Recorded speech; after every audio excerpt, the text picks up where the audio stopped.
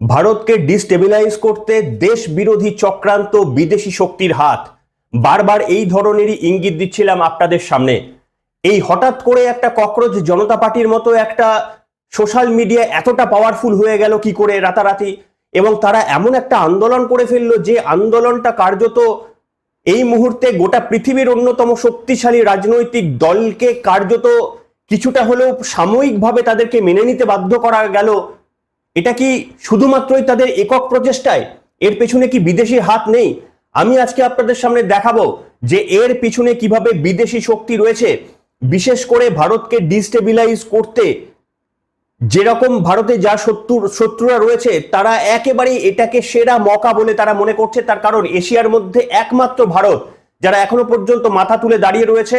নরেন্দ্র মোদী এখনো পর্যন্ত ডোনাল্ড ট্রাম্পের ট্যারিফের কাছে মাথা নোয়ায়নি। তাই সেই কারণে কোনো একটা ভাবে ওই বাংলাদেশের মতো মডেলে মোহাম্মদ ইউনুসের মতো লোককে এখানে ক্ষমতায় নিয়ে এসে কার্যত একেবারে আমেরিকার একটা পুতুলে পরিণত করার চেষ্টা করা হচ্ছে। এবং আজকে তার প্রমাণ দেব আপনাদের কাছে। আমার হাতে প্রমাণ এসে গেছে, সেই প্রমাণটা আজকে আপনাদের সামনে দেব। আর ভুলটা ধরিয়ে দেওয়ার পরই, ভারতের সরকার ভুল ধরিয়ে দেওয়ার পরই কিন্তু আমেরিকা কার্যত, আমেরিকার একটি সংস্থা ক্ষমা চেয়েছে। ভারত যদিও বলে দিয়েছে যে আমরা এবার ছাড়ার পাত্র নই। কি সেই ঘটনা? এবং আপনারা কি জানেন, এই যে যন্তর মন্তরের টানা 36 এবং 37 দিনের আন্দোলন রয়েছে, এখানে নারী নির্যাতন, ধর্ষণের সঙ্গে অভিযুক্ত, খুন, এই রকম ব্যক্তিদের 2500-এরও বেশি তারা সেখানে উপস্থিত ছিল। আপনারা জানেন দেশ বিরোধী শক্তিরা একত্রিত হয়ে গিয়েছিল আমাদের এই ধর্ণা আন্দোলনে, যেটাকে সিপিএম, কংগ্রেস তারা নিজেদের জয় বলে মনে করছে। আজকে গল্পটা শোনাবো, একটু সতর্ক থাকবেন, জানবেন, তারপরে নিজেরা আত্মবিশ্লেষণ করবেন। শুনে দেখুন পুরোটা। নমস্কার, welcome to simple as a বিষয়। আপনাদের সকলকে স্বাগত জানিয়ে শুরু করছে অত্যন্ত গুরুত্বপূর্ণ একটি খবর। দেখুন, অজিত ডোভাল দীর্ঘদিন ধরে একটি অত্যন্ত গুরুত্বপূর্ণ এবং ইম্পর্টেন্ট কথা বলেন।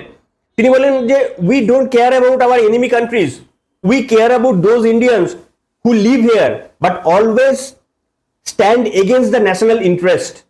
অর্থাৎ ভারতের বাইরের শত্রু নিয়ে আমরা চিন্তিত নই, তাদেরকে সাহায্য করার মতো যথেষ্ট আমরা আত্মবিশ্বাসী, কিন্তু আমরা কেয়ার অ্যাবাউট, আমাদের সব থেকে সেখানেই ভয় যে ভারতের ভেতরে যে সমস্ত মানুষ আমাদের অ্যান্টি ন্যাশনালিজম কিংবা ভারত বিরোধী কথাবার্তায় যারা মদত দেয়। আমি আপনাদের সামনে দেখাচ্ছি কি হয়েছে। আপনারা জানেন একটি ঘটনা, সেটা হচ্ছে এই ছাত্র আন্দোলনের পর গত 23 তারিখে মাঝরাতে নরেন্দ্র মোদী একটা সোশ্যাল মিডিয়াতে এসে তিনি একটা বক্তব্য রাখেন ছাত্রদের এই আন্দোলনকে সমর্থন করে। এবং নরেন্দ্র মোদীর ওই বক্তব্যটা এত ভাইরাল হয় এবং মাত্র কয়েক ঘন্টার মধ্যে 350 মিলিয়ন ভিউ রিচ করে যায়। 350 মিলিয়ন ভিউ। এবং এটা মানে এর আগে অতীতে বিটিএস ছাড়া একটি dance troupe, Korean dance troupe, তারা জনপ্রিয়তা একমাত্র কাছাকাছি গিয়েছিল, কিন্তু নরেন্দ্র মোদী সেটাকেও হারিয়ে দিয়ে গোটা পৃথিবীর সর্বকালীন রেকর্ড সৃষ্টি করেছিলেন যে এত কম সময়ে এত মানুষকে রিচ পৌঁছে যায়নি, 350 মিলিয়নের কাছে পৌঁছে গিয়েছিলেন। হঠাৎ করে নরেন্দ্র মোদীর সেই একেবারেই দাবানলের মতো ছড়িয়ে পড়া সেই বক্তব্যটি মেটা, ফেসবুক, তারা সেটাকে ব্লক করে দেয়। এবং ব্লক করে দিয়ে তারা কি লিখেছিলেন জানেন?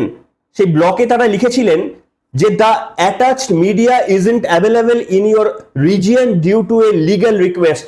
বলা হয়েছে যে এই ভিডিওটি আপনাদের জন্য, ইন্ডিয়ানদের জন্য অ্যাভেলেবল নয়, তার কারণ একটা লিগ্যাল রিকোয়েস্টের জন্য।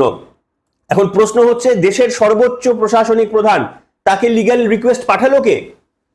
ভারতের প্রধানমন্ত্রীকে লিগ্যাল রিকোয়েস্ট পাঠালো কে? আমেরিকা লিগ্যাল রিকোয়েস্ট পাঠালে কি মেটা কি তার ভিত্তিতে পদক্ষেপ নিতে পারবে? নাকি এখান থেকে রাহুল গান্ধী পাঠিয়েছে, মমতা বন্দ্যোপাধ্যায় পাঠিয়েছে? কে লিগ্যাল রিকোয়েস্ট পাঠিয়েছে? আর প্রধানমন্ত্রীর যুবকদের আন্দোলনকে সমর্থন করা এবং তার বিরুদ্ধে নেওয়া পদক্ষেপগুলো কেন লিগ্যাল কোনো কন্টেন্টে আটকে যাবে? এবং এরপরেই তড়িঘড়ি ভারতের তরফ থেকে নোটিশ করা হয়, মেটার কাছে তলব করা হয় যে কেন এটিকে ব্লক করা হয়েছে। তারপরেই তারা তড়িঘড়ি বলে যে এটা ভুলবশত আমাদের তরফ থেকে করে দেওয়া হয়েছে এবং এটাকে আবারও প্ল্যাটফর্মে ব্যাক করিয়ে দেওয়া হয়।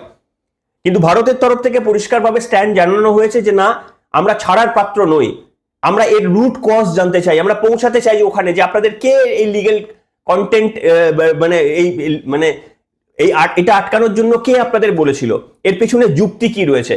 এবার আপনারা কল্পনা করে দেখতে পাচ্ছেন ভারতের প্রধানমন্ত্রীর সব থেকে আগুনের মতো ছড়িয়ে পড়া একটা মানে রেকর্ড রিচ করা একটা ভিডিওকে যদি মেটা বন্ধ করে দিতে পারে, তাহলে এই আন্দোলনের পেছনে যে বহিঃশক্তি কাজ করেছে এটা প্রমাণ হতে আর দ্বিতীয় সময় লাগে? কি ইন্টারেস্ট রয়েছে? ভারতের প্রধানমন্ত্রীর একটা বক্তব্য ভুলবশত কোনোদিন হতে পারে না, তার কারণ ওখানে যারা কাজ করছেন এই সিদ্ধান্তগুলো যারা দেখেন, বিশেষ করে হাই প্রোফাইলের যে সমস্ত হাই প্রোফাইলের পৃথিবী জুড়ে হাই প্রোফাইল ফলোয়ার্স মানে যারা মানে রাজনৈতিক ব্যক্তিরা রয়েছেন, তাদের প্রোফাইলগুলো কোনো এরিগেরিরাও আইআইটিয়ানসরাও তারা ওগুলো মেনটেন করে না। সেগুলো মেনটেন করার জন্য অনেক লিগ্যাল, লজিক্যাল এবং পলিটিক্যাল এক্সপার্টিস, টেকনোলজিক্যাল এক্সপার্টিসরা করে। তারা যা করেন ইচ্ছা করে সিদ্ধান্ত নিয়েই করেন। কাজে এখানে কোনো ডাউট নেই যে এই সিদ্ধান্তটা ইচ্ছাকৃতভাবে নেওয়া হয়েছিল।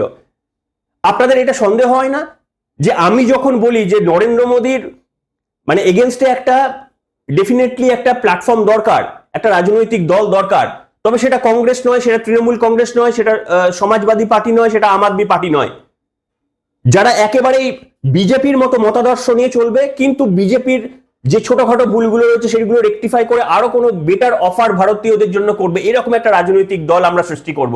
আমি আজ যদি ডাক দিই এইরকম একটা রাজনৈতিক দলের যারা বিজেপির অপোনেন্ট কিন্তু বিজেপির মানসিকতা, বিজেপির দেশপ্রেম এইটা নিয়ে চলবে, আমার ভিউকে আমার এই কন্টেন্টকে রিচ দেবে? সোশ্যাল মিডিয়া, ইউটিউব দেবে, ফেসবুক দেবে? কোনোদিন দেবে না। আপনি ভারত বিরোধী একটা মন্তব্য করুন, আপনি নরেন্দ্র মোদীকে গালিগালাজ করে খুব ভালো বক্তব্য করুন, খুব সহজে আপনি রিচ পাওয়ার সম্ভাবনা পাবেন। এবং এর পেছনে সুনির্দিষ্ট কারণ রয়েছে, সেই কারণে দেখবেন আমাদের রিচগুলোকে কমিয়ে রাখা হয়। এটা একেবারে সম্পূর্ণ তাদের অ্যালগোরিদমের উপর ডিপেন্ড করে যে কাকে কতটা তারা রিচ দেবেন, এটা সম্পূর্ণ তাদের অ্যালগোরিদমের উপর ডিপেন্ড করে। আমি আপনাদের সামনে একটা খবর দেখাবো, আপনারা দেখুন। এই খবরটা দেখাবো না, আপনাদের পড়াবো আমি। এই যে আন্দোলন চলছিল, আপনারা তো দেখলেন যে পার্লামেন্টে বিল পাশের সময় যখন আবেদন জানানো হচ্ছে কংগ্রেস থেকে, তৃণমূল কংগ্রেস থেকে, সকলের কাছে যে আপনারা ডিসকাশন করুন, সবাই হই হই হই হই হই করছে ক্লাসরুমের মতো। কেননা ডিসকাশন কেউ চাই না, কেউ চাই না প্রবলেমটা সলভ হোক, সবাই চায় প্রবলেমটা থাকুক। এই প্রবলেমের উপর ভিত্তি করে নরেন্দ্র মোদী সরকারের অপশাসন করে আমরা আমেরিকা বা বিদেশি শক্তির টুল কিট হিসাবে এখানে ক্ষমতায় আসি, আর তাদের থেকে ফান্ডিং নিয়ে আমরা হিষ্টপুষ্ট সমৃদ্ধ হয়ে আমরা এবং আমাদের সন্তানরা বসবাস করে। ভারত বিরোধী এই শক্তিকে আজকে প্রমিস করুন আমার সঙ্গে যে এদেরকে কোনোদিন সমর্থন করবেন না, কোনো অবস্থাতেই এদের সমর্থন করবেন না। প্রয়োজন পড়লে আমাদের একটা রাজনৈতিক অপোজিশন দল খুলতে হবে, নতুন রাজনৈতিক অপোজিশন দলের প্রয়োজন রয়েছে এদেরকে সকলকে সরিয়ে দিয়ে। এবং আমি আপনাদের সামনে দেখাচ্ছি, পড়াবো চাইলে আপনাদের সামনে, যে এই যে আন্দোলনটি হয়েছিল আপনারা জানেন যে এই দেখতে পাচ্ছেন এখানে কি লেখা রয়েছে, সিজিপি আন্দোলনে খুন, ধর্ষণ, মাদক মামলায় অভিযুক্তরা ছিল সরকারকে রিপোর্ট দিল্লি পুলিশের। এই যে যন্তর মন্তরে 36 জন যে মানে হয়েছিল না, মানে এই ধর্ণা চলেছিল না, ফেসিয়াল রেকগনিশন এই টেকনোলজির দ্বারা দিল্লি পুলিশ একটা লিস্ট পেয়েছে। সেই লিস্টে কি মারাত্মক তথ্য উঠে এসেছে যে এখানে 2873 জন ব্যক্তিকে তারা শনাক্ত করেছেন, তারা মারাত্মক অপরাধে অভিযুক্ত। কেউ খুনের সঙ্গে অভিযুক্ত, কেউ মহিলাদের ধর্ষণের মতো কেসে অভিযুক্ত, কেউ পস্কো ধারায় মামলা চলছে, এই রকম মানে কুখ্যাত ব্যক্তিরা অভিযুক্ত। তারা কন্টিনিউয়াসলি এই মুভমেন্টটাকে সমর্থন করে গেছেন এবং এই সংখ্যাটা 2873 জন। আমি একটা অংশ পড়াই আপনাদের সামনে, দেখুন, আপনারা পড়ুন। Delhi police facial recognition system FRS ব্যবহার করে সিসিটিভি ফুটেজের ধারণকৃত এমন 2873 জন ব্যক্তিকে শনাক্ত করেছে যারা বিক্ষোভ চলাকালে পুলিশ সদস্যদের উপর হামলা চালিয়েছিল বলে অভিযোগ রয়েছে। এদের মধ্যে 2402 জনের পরিচয় ক্রাইম কুণ্ডলী ডেটাবেসে রয়েছে। দিল্লি পুলিশের ক্রাইম কুণ্ডলী একটা কুখ্যাত ডেটাবেসের একটা লিস্ট থাকে, তাদের মধ্যে 2800 মধ্যে 2400 রেকর্ড রয়েছে, প্রি এক্সিস্টিং রেকর্ড। এবং এই ডেটাবেসে 471 জনের পরিচয় পুলিশের ডসিয়ার সিস্টেমের মাধ্যমে নিশ্চিত করা হয়েছে। এবং আমি আপনাদের সামনে বলছি যে এদের মধ্যে দেখুন লেখা রয়েছে 989 জনের বিরুদ্ধে গুরুতর অতীত অপরাধের রেকর্ড রয়েছে। কি রকম রেকর্ড দেখুন আপনারা। পুলিশের দাবি তারা অপরাধপঞ্জি পর্যালোচনা করে দেখেছেন 101 জনের বিরুদ্ধে হত্যার অভিযোগ রয়েছে, 284 জনের বিরুদ্ধে ডাকাতি এবং ছিনতাইয়ের মামলা বিচারাধীন। এছাড়াও 92 জন নারী এবং শিশু সংক্রান্ত অপরাধের দায়ে অভিযুক্ত। যার মধ্যে 61 জন ধর্ষণ, 25 জন শ্লীলতাহানি এবং 6 জন protection of children from sexual offence POCSO আইনের আওতাতেও যুক্ত। বুঝতে পেরেছেন, মানে রেয়ার টু রেয়ারেস্ট অপরাধের সঙ্গে যুক্ত 6 জন ব্যক্তি এমনও রয়েছেন পস্কো ধারার সঙ্গে, যাদের এখনো মানে অভিযোগ বিচার চলছে, তারা এই আন্দোলনের সমর্থন করেছেন। এবং এছাড়াও আরো অনেক কিছু লেখা রয়েছে, আরো কোন কোন ধারায় এনডিপিআরএস, এনডিডিপিএস, এরকম আরো অনেক ধারায় অভিযুক্তরা রয়েছেন, আমি সেটা দেখালাম না। এবার আমার বক্তব্য হচ্ছে, বুঝতে পারছেন, আপনারা দেখেননি পশ্চিমবঙ্গের মানুষের তো এই ভুল করা উচিত নয়।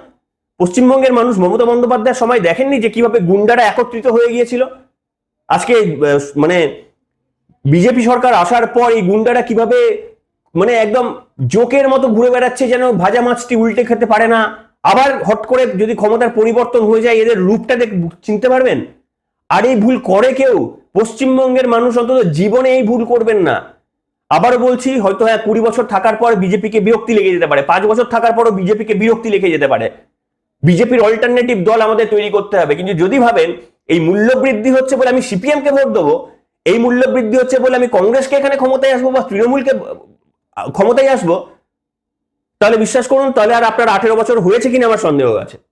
আমাকে মাফ করবেন, কিন্তু ডেফিনেটলি আমার সন্দেহ আছে যে আপনার 18 বছরের বয়স, মানে মানসিক বয়স 18 বছর আপনার পেরিয়েছে কিনা। আমাদের একটা অপোজিশনের দরকার, কিন্তু সেগুলো ডেফিনেটলি এই অপোজিশন নয় যাদের আন্দোলনে 2800 জন গুরুতর অপরাধীতে অভিযুক্ত ব্যক্তিরা যান, এবং যা নিয়ে কোনো বক্তব্য কোনো পার্টির তরফ থেকে বলা হয় না যে না এদেরকে ধরা উচিত, এদের সঙ্গে আমাদের আন্দোলনে কোনো সম্পর্ক নেই। কলকাতার এসএফআই এর মিছিলে কিভাবে বিশৃঙ্খলা তৈরি করেছিল এটা দেখেছেন আপনারা। তো এদের সমর্থন করা আর নিজেদের আগামী ভবিষ্যতের পায়ে কুড়ুল মেরে যাওয়া, নিজে দাদু হয়ে বা বাবা হয়ে আপনার সন্তান বা নাতির পায়ে কুড়ুল মেরে যাওয়া, দুটোই সমর্থক। আমি বারবার বলছি, দলের দাবি করুন, নতুন একটা অপোজিশন দলের দাবি করুন। তার কারণ এই রাজনৈতিক দলগুলো নয়, এগুলো অপ্রাসঙ্গিক, ভারতের ইতিহাসে এদের অপ্রাসঙ্গিক মানুষ করে দিয়েছে, আর আমাদের গোটা দেশ জুড়ে করতে হবে। কংগ্রেস কোনো রাজনৈতিক দল নয়, হতে পারে না। তৃণমূল কংগ্রেসকে দেখেছেন, এরা এক্স্যাক্টলি সেম। এই হচ্ছে পরিস্থিতি। তো এই পরিস্থিতি থেকে যদি আমরা সতর্ক না হয় তাহলে কিন্তু বিপদ এই জায়গায় না। আমি শেষের আগে একটা অত্যন্ত গুরুত্বপূর্ণ জিনিস শোনাবো আপনাদের। দেখুন, আমাদের এই রাজ্যে সমস্ত অপসংস্কৃতি যেগুলো তৃণমূল চালু করে রেখেছিল, এটা একটু অন্য প্রসঙ্গ, কিন্তু এই ইনফরমেশনটা দিতেই হবে আপনাদের। শুভেন্দু অধিকারী ক্ষমতা আসার পর তো পরিবর্তন সৃষ্টি হয়েছে, কতটা ডিফারেন্স দেখুন। একটা সরকার এতদিন কাটমানি রাজ চালাতো, আর একটা সরকার তিনিও চাইলে কাটমানি চালাতে পারতেন, তিনিও কাটমানি থেকে তার নিজের সংসারের উপার্জন করতে পারতেন, তার রাজনৈতিক দলের জন্য উপার্জন করতে পারতেন। কিন্তু অদ্ভুতভাবে সেই মুখ্যমন্ত্রী 4টে হেল্পলাইন নাম্বার চালু করলেন সাধারণ মানুষের জন্য। কি কি দেখতে পাচ্ছেন? কাটমানি নাম্বার হচ্ছে 155334, সিন্ডিকেট 155335, টোল 155337, অবৈধ মদের ঠেক 155339। এই 4টি নাম্বার প্রকাশ করা হয়েছে, আপনারা লিখে নিন। যদি কোথাও দেখেন যে আপনার কাছে কেউ কাটমানি চাইছে, 1 নম্বরে ফোন করবেন। যদি সিন্ডিকেট, আপনাকে এখান থেকে বালি নিতেই হবে, বা আপনাকে এই ফ্ল্যাটের জন্য এই এত টাকা দিতেই হবে, জমি কিনতে গেলে এত দালালি দিতে হবে, এই সিন্ডিকেট নাম্বারে ফোন করবেন। টোল, অবৈধভাবে যদি কোথাও রাস্তার মধ্যে আপনাকে টোল চাই, তাহলে 3 নম্বরে ফোন করবেন। অবৈধ মদের ঠেক 4 নম্বর। যদি আপনাকে দেখেন যে আপনার কোনো একটা গ্রামে, কোনো একটা পাড়ায়, কোনো একটা শহরতলিতে অবৈধ মদের ঠেক চলছে, এই নাম্বারে ফোন করবেন। তবে মানে নিজের কারুর বিরুদ্ধে রাগ রয়েছে বলে ব্যক্তিগত রাগ মেটানোর জন্য এই নাম্বারে ফোন করবেন না, শুভেন্দু অধিকারী বলে দিয়েছেন। এটা কিন্তু সেই জায়গায় নয়, তাহলে আইনি প্রক্রিয়া হবে। কিন্তু যদি দেখেন রিয়েল প্রবলেম রয়েছে, তাহলে এই নাম্বারগুলো ফোন করবেন। তাহলে এবার বুঝতে পারছেন না, এরপরে বোঝাতে হয় যে মমতা বন্দ্যোপাধ্যায় সরকার কাটমানিকে এনড্রস করেছেন, কাটমানির বিরুদ্ধে কথা বলতেন ওপেনলি। দোলা সেন বলেছিলেন 80 ভাগ পাঠিয়ে দিও কালীঘাটে, 20 ভাগ রেখে দিও। ওপেনলি একটা রাজনৈতিক দল কাটমানির পক্ষে দাঁড়িয়েছেন। শুভেন্দু অধিকারী মুখ্যমন্ত্রীর চেয়ারে বসে কাটমানির বিরুদ্ধে বলেছেন, কাটমানি নিলেই একদম ফোন করবে। কোনো বিজেপি নেতা, ইতিমধ্যে 2-1 বিজেপি নেতা যেই কাটমানি নিতে গেছিল তাদেরকে সাসপেন্ড করে দিয়েছে জানা মাত্র। এই দুটো রাজনৈতিক দলের মধ্যে পার্থক্য করতে পারছেন না যে ভারতের জন্য কোন দলটা হিতকর আর কোন দলটা আমাদের বর্জনীয়। আমাদের শপথ নিতে হবে, ঠিক স্বাধীনতায় যেমন আমরা শপথ নিয়েছিলাম, ভারতবর্ষের মানুষকে শপথ নিতে হবে যে ইংরেজদের তাড়ানোর শপথ নিয়েছিলাম, আর আজকে আমাদের শপথ নিতে হবে যে আমাদের মাল্টি পার্টি ডেমোক্রেসি সিস্টেম আমরা বিশ্বাস করি। আমাদের দরকার হলে 10টা বিরোধী রাজনৈতিক দল নতুন করে খুলতে হবে, তবে কংগ্রেসকে আমাদের রাজনৈতিক পরিসর থেকে রিমুভ করতে হবে। আমাদের মানুষের জনসমর্থন থেকে আস্তে আস্তে সরে গিয়ে রিমুভ করতে হবে, কোনো গায়ের জোরে নয়। রিমুভ করতে হবে তৃণমূল কংগ্রেস, যেটা অলরেডি ইন প্রোগ্রেস, প্রায় হয়ে গিয়েছে। রিমুভ করতে হবে সমাজবাদী পার্টি থেকে শুরু করে আর বাদবাকি আম আদমি পার্টি করাপশনের এবং শুধুমাত্রই এদের মানে ওই সংখ্যালো মানে কি বল করাপশন এবং এদের বাকি যে এজেন্ডাগুলো রয়েছে আমি আর উল্লেখ করলাম না, এদের জন্য কিন্তু এদেরকে আমাদের মানে রাজনৈতিকভাবে গণতান্ত্রিকভাবে এই রাজনৈতিক দলের আমাদের একেবারে শেষের দিন দেখতে হবে।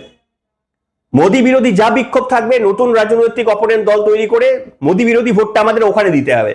ভুলেও মোদী বিরোধী ভোটটা এখানে দেবেন না। মোদী বিরোধী ভোটের জন্য একটা রাজনৈতিক দল তৈরি করার আহ্বান জানাচ্ছি আমি। আমার এই প্রস্তাবকেও গ্রহণ করুন, আমি আপনাদের সঙ্গে রয়েছি। এবং সেই দলে মোদীর বিরোধী কোনো পক্ষের যদি কোনো বক্তব্য থাকে, নরেন্দ্র মোদীর বিজেপিকে ভোট দিতে যদি না চান, তাহলে সেই নতুন রাজনৈতিক দলটাকে ভোট দিতে হবে। এই বাকি রাজনৈতিক দলগুলোকে ভোট দিলে আমাদের দেশের বিরুদ্ধে ভোট দেওয়া। ভারতে থেকে ভারতের দেশের বিরুদ্ধে আশা করি আপনি ভোট দিতে ভোট দেবেন না। আপনারা কার্যগুলো দেখবেন, এরপরে আরো অনেক কিছু ঘটনা ঘটতে থাকবে ভারতকে ডিস্টেবল করার জন্য, সেগুলো ভালো করে লক্ষ্য রাখবেন, চোখ কান খোলা রাখবেন। সবাই ভালো থাকবেন এবং আপনাদের মূল্যবান মতামত অবশ্যই লিখে জানাবেন। এখনকার মতো এখানেই।